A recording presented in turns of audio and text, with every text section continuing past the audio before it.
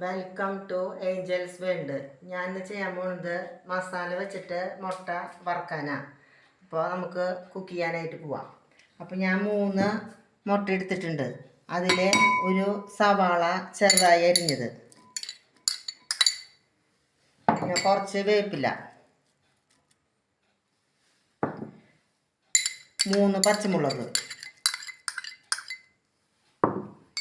കുറച്ച് ഉപ്പ് നന്നായിട്ട് മിക്സ് ആക്കിയിട്ട് നമുക്കത് പൊരിക്കാനായിട്ട് പോവാം.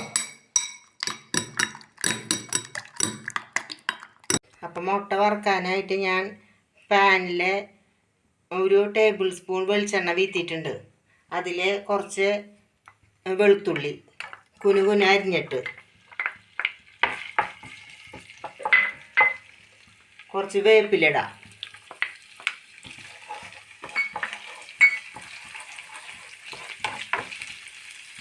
ഒരു സവാള അരിഞ്ഞത്,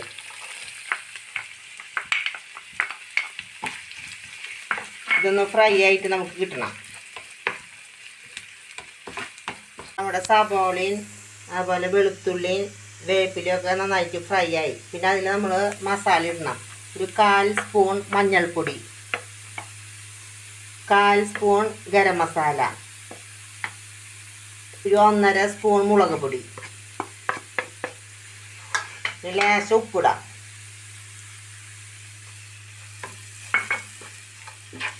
നന്നായിട്ട് മിക്സാക്കി കൊടുക്കാം. ഇത് നമ്മൾ നേരത്തെ ആക്കി വെച്ച 3 മുട്ട ആക്കിയത് ഇതിൽ വീത്തണം.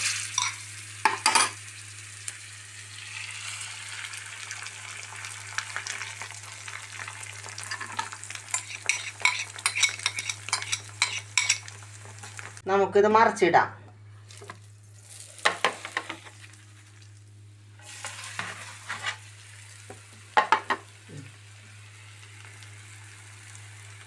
അപ്പോൾ നമ്മുടെ മസാല വെച്ചിട്ടുള്ള മുട്ട വറവ് റെഡിയായി. അപ്പോൾ ഞാൻ മുട്ട പൊരിച്ചത് ഒരു പാത്രത്തിൽ എടുക്കട്ടെ.